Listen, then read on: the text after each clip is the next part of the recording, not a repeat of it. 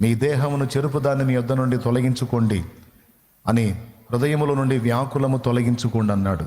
శరీరానికి ఫస్ట్ రోగాన్ని కలిగించేది దిగులు. నీ హృదయములో నుండి వ్యాకులమును తొలగించుకొనమో, నీ దేహమును చెరుపుదాన్ని నీ యొద్ద నుండి తొలగించుకొనమన్నాడు.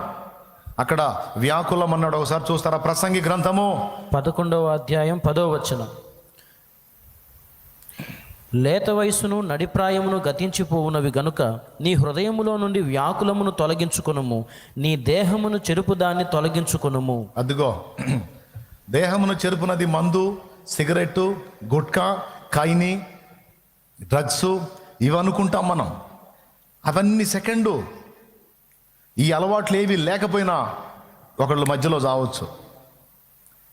ఈ అలవాట్లు ఏమీ లేకపోయినా ఒకళ్ళు రోగగ్రస్తులై ఉండొచ్చు. దేన్ని బట్టో తెలుసా? హృదయమందలి వ్యాకులము. వ్యాకులం అంటే ఏందండి? నేను వ్యాకుల పడుచున్నాను అంటే దిగులు పడుతున్నాను, కృంగిపోతున్నాను, విచారపడుతున్నాను, వేదన పడుతున్నాను.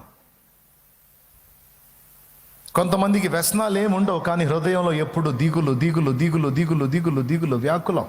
ఇదేమైద్దో, అదేమైద్దో, అదేమైద్దో, ఇదేమైద్దో. ప్రశాంతంగా తినరు, ప్రశాంతంగా నిద్రపోరు, కాసేపు నవ్వుతా ఉండరు.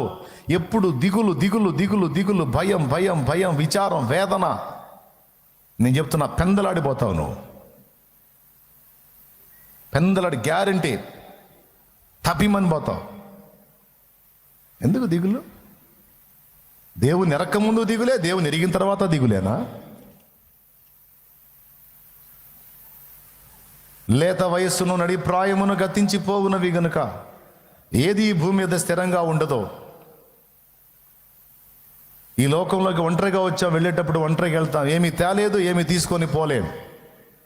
ఇంతోటి భాగ్యానికి ఏదో ఏదో ఏదో ఏదో అని ఊహించుకొని ఎందుకు జీవితాన్ని నాశనం చేసుకుంటారు?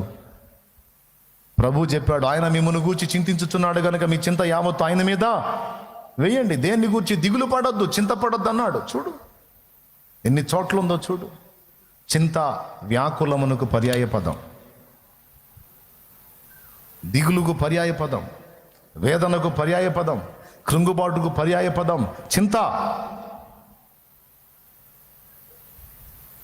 పేతురు రాసిన మొదటి పత్రిక 5వ అధ్యాయం 7వ వచనం. ఆయన మిమ్మల్ని గూర్చి చింతించుచున్నాడు గనుక మీ చింత యావత్తు ఆయన మీద వేయుడి. ఫిలిప్పీ పత్రిక 4వ అధ్యాయము 4వ వచనం. ఎల్లప్పుడూ ప్రభువునందు ఆనందించుడి, మరలా చెప్పుదును ఆనందించుడి. మీ సహనమును సకల జనములకు తెలియనీయుడి. ప్రభువు సమీపముగా ఉన్నాడు, దేన్ని గూర్చి చింతింపకుడి చింతింపకుడి గాని. ఎంత క్లియర్ గా చెప్పాడో చూడు. దేనిని గూర్చియో. నువ్వు సేవకుడివా, విశ్వాసివా, పరిచారకుడివా, పరిచారకురాలివా? సేవకుడు సేవను గూర్చి, విశ్వాసి తన విశ్వాసమును గూర్చి, పరిచారకుడు తన పరిచర్యను గూర్చి, సామాన్యుడు తన పరిస్థితులను గూర్చి, రోగి తన రోగమును గూర్చి, అప్పులున్నాడు తన అప్పును గూర్చి, అవమానంలో ఉన్నాడు తాను పొందుతున్న అవమానములను గూర్చి, కష్టపడి చదివినోడు తను పొందబోయే ఉద్యోగాన్ని గురించి. నువ్వు ఎవరెవరు ఒక్కొక్కళ్ళు ఒక్కొక్క దానిలో చింతపడతా ఉంటారు, కృంగిపోతూ ఉంటారు, హృదయంలో వ్యాకులం పెట్టుకుని ఆలోచిస్తూ ఉంటారు, దిగులు పడుతూ ఉంటారు. అక్కడ ఒక్క మాటలో చెప్పాడు, దేనిని గూర్చి చింతపడకుడి గాని ప్రతి విషయములోనూ ప్రార్థన విజ్ఞాపనముల చేత కృతజ్ఞతాపూర్వకంగా మీ విన్నపములు దేవునికి తెలియజేయండి. అప్పుడు సమస్త జ్ఞానమునకు మించిన దేవుని సమాధానం మీ హృదయ తలంపులకు కావలి ఉంటుందన్నాడు.